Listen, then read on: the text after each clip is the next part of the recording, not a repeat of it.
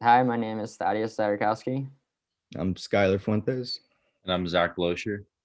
and today we are going to be comparing the San Carlino, which was designed by Francesco Borromini, constructed in 1638 to 1646, to the St. Paul Cathedral, which was designed by Christopher Wren, constructed starting in 1675 to 1710.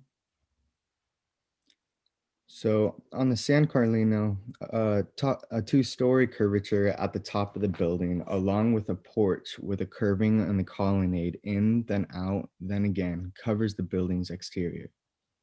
On the St. Paul Cathedral, after the Great Fire, Wren's redesign combined some of the Gothic and rock elements that symbolizes English and the restoration of 17th philosophy. Also, the angelic branches of the Catholic roots were also combined in these elements. So to talk a little bit about the structural design of these two buildings, we can see that Borromini used a very complex geometric pattern. He had these two interior circles that were engulfed in this elliptical figure, and then that was surrounded by these two equilateral triangles that created a pyramid. And this structure was or this design was used to maximize the space that he had available to him.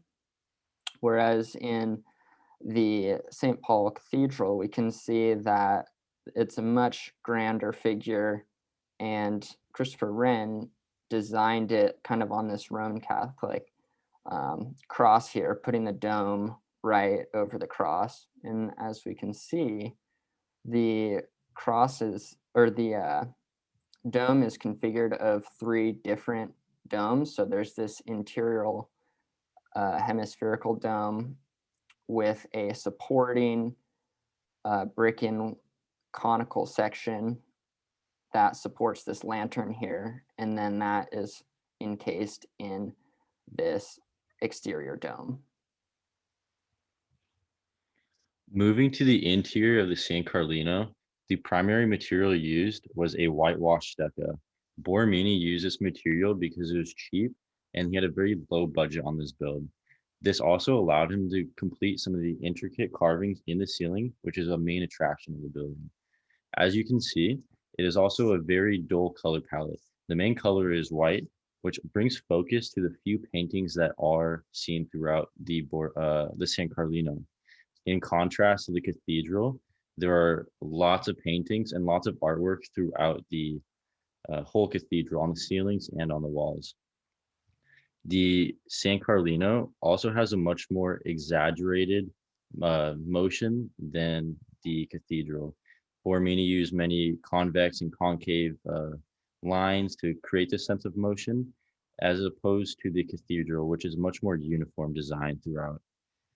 The cathedral is also much bigger on the inside. Because of Borromini's budget on the San Carlino, he's forced it into a small space using cheap materials, but the cathedral had a much bigger budget and a lot more space to build their entire building. And that concludes our presentation. Thank you so much.